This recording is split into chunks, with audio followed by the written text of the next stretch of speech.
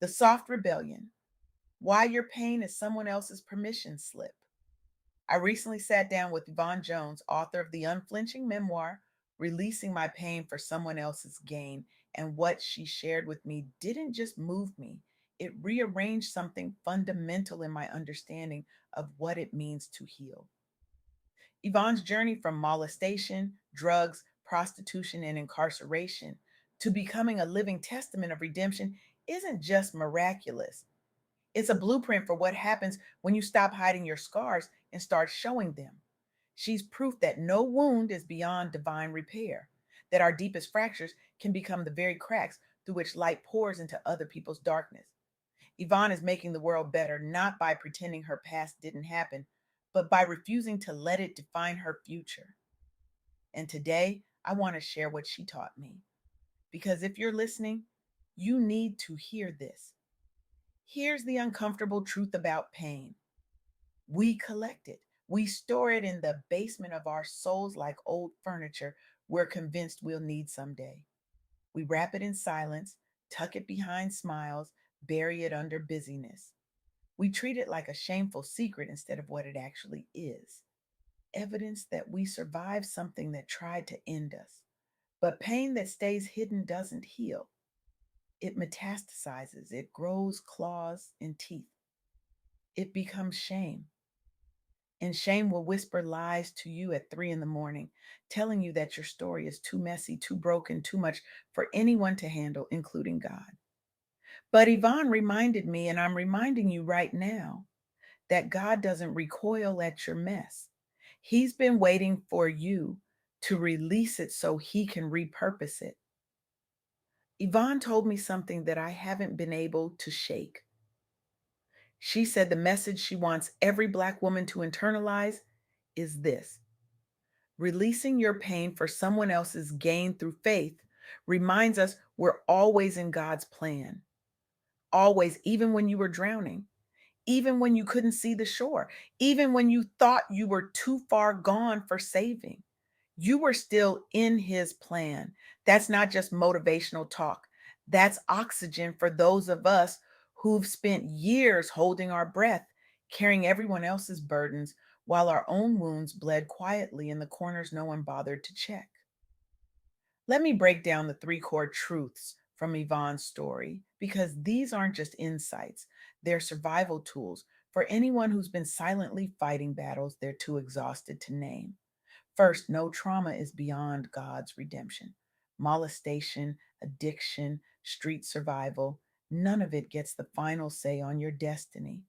Yvonne walked through fire, and she didn't just survive it, she alchemized it. She took every single thing that was designed to destroy her and transformed it into a testimony that's now healing strangers she'll never meet. That's not coincidence. That's divine intervention. That's what happens when you stop letting your past write your future and start letting God rewrite the entire narrative from a place of purpose instead of pain. Second, faith turns survival into purpose. Even incarceration, the thing that could have been Yvonne's burial, became the soil for her resurrection. Think about that for a second. The very experience that society said should disqualify her became the credential that qualifies her to speak life into others. She didn't waste her pain, she weaponized it for good. And that's what faith does. It doesn't erase what happened. It doesn't pretend the wound wasn't deep. It reframes it. It says, okay, that hurt like hell. But what if it was preparing me for something bigger than I could have ever imagined on my own? Third, your story shared boldly heals generations, releasing pain through writing, through speaking, through simply being honest about what you've endured that gives other people permission to rise. Yvonne wrote, releasing my pain for someone else's gain, not because she wanted to relive her trauma for entertainment, but because she knew someone out there needed to know they weren't alone in their suffering. And that's the power of vulnerability. When you stop hiding and start healing out loud, you give other people permission to do the same. You become the mirror they need to see their own reflection of resilience. Now, I want to share three stories that mirror Yvonne's message, stories of people who released their pain for communal gain and proved that redemption isn't just a religious concept, it's a lived reality. Let's start with Shaka Senghor. Shaka grew up fatherless in Detroit, a city that was bleeding from the crack epidemic and gang violence. At 19, in a moment fueled by drugs and rage, he shot someone. He was sentenced to prison where he spent 7 years in solitary confinement. 7 years, alone with his thoughts, his regrets, his violence. Most people would have emerged from that broken beyond repair. But Shaka did something radical. He started writing letters of apology. He studied spiritual texts. He found God's forgiveness, and more critically, he found his own. When he was released in 2010, he didn't just walk away from his past, he turned it into a best selling memoir called Righting My Wrongs. He delivered a TED talk that's been viewed millions of times.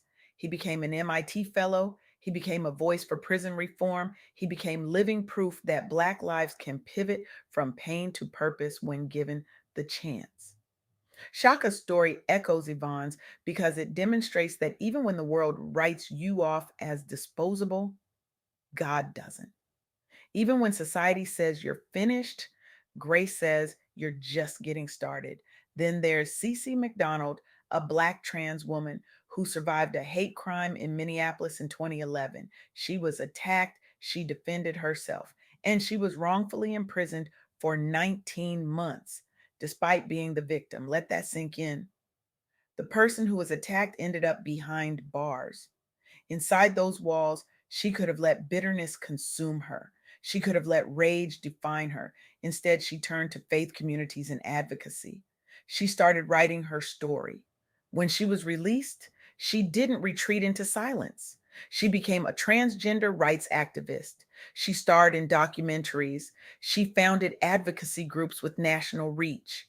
Cece's pain sparked conversations on Black trans resilience and influenced policy reforms. She took what was meant to break her and used it to build something bigger than herself. She turned her trauma into a megaphone for the marginalized. And finally, Susan Burton. Susan's been called the Black Angela Davis of the prison world, and the title fits. She was orphaned young. She fell into drugs and prostitution on the streets of Los Angeles. She cycled in and out of jail for drug possession. She lost her children to foster care. Most people would have given up. Most people would have believed the lie that they were beyond saving. But in the middle of that chaos, Susan had a spiritual awakening. She created faith based support networks. And when she got out, she didn't just rebuild her own life, she founded a new way of life, a reentry program that's housed over 1,000 women. She went from inmate to MacArthur Genius Grant recipient. She testifies in Congress. She revolutionized how we think about Black women's reentry into society. Susan's story is a perfect match for Yvonne's because it proves that God's plan doesn't just redeem you individually, it positions you to redeem others collectively. These stories, Shaka's, Cece's, Susan's, they all echo what Yvonne taught me. They're warriors who released their pain for communal gain. They didn't let their trauma have the last word. They turned survival into something sacred, something that serves, something that saves. So here's my question for you, and I want you to sit with it for a moment. What pain are you still clutching? What story are you keeping locked in the vault because you're terrified of what people will think? What wound are you nursing in silence because you've convinced yourself it's too ugly, too shameful, too much to share? Because here's what I know to be true: someone right now is praying for the courage you're hiding. Someone is drowning in the exact pain you survived. Someone needs to hear that they're not the only one who's been through hell and lived to tell about it. But they can't hear your testimony if you keep it locked inside. Yvonne's challenge is deceptively simple, but profoundly powerful. Pick up Releasing My Pain for Someone Else's Gain at amazon.com.au. and journal one pain point you're releasing to God. Just one. Write it down, name it, speak it into existence, and then let it go. Not because it didn't hurt, not because it wasn't valid, but because holding on to it is hurting you more than the original wound ever did. This is your soft girl era. This is where you stop carrying the cape that was never yours to wear in the first place. This is where you stop being strong for everyone else and start being soft with yourself. This is where you release the pain so you can finally step into the purpose that's been waiting for you on the other side of your healing. Because here's what I need you to understand: your story, the messy, broken, beautiful, complicated parts of it, is not a liability. It's your legacy. It's the thing that's going to set someone else free. But you have to be willing to share it. You have to be willing to stand up and say, this happened to me and I'm still here. I'm still standing. I'm still soft. I'm still worthy. I'm still chosen. Yvonne told me she wants listeners to feel hopeful tears streaming, faith reignited, and empowered to claim their spot in God's plan. And honestly, that's exactly how I felt after talking to her, because her story isn't just hers, it's ours. It's every Black woman who's been told she's too much or not enough. It's every sister who survived something she thought would destroy her. It's every one of us who's learning to be soft in a world that taught us survival was the only option. So let me leave you with this: you are not your trauma.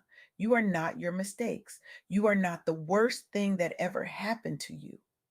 You are a walking, breathing testimony. You are proof that God doesn't waste pain. You are the answer to someone else's prayer, but only if you're willing to release what's been holding you back. Stop hoarding your healing. Stop hiding your scars. Stop pretending you're fine when you're falling apart, because the world doesn't need more perfect people. It needs more honest ones. It needs more people like Yvonne who are brave enough to say, I've been broken, and here's how God put me back together. Your pain has an expiration date, but only if you're willing to release it. Your story has the power to save lives, but only if you're willing to tell it. Your healing has a ripple effect, but only if you're willing to start the wave. So here's your call to action today, right now, in this moment. I want you to make a decision.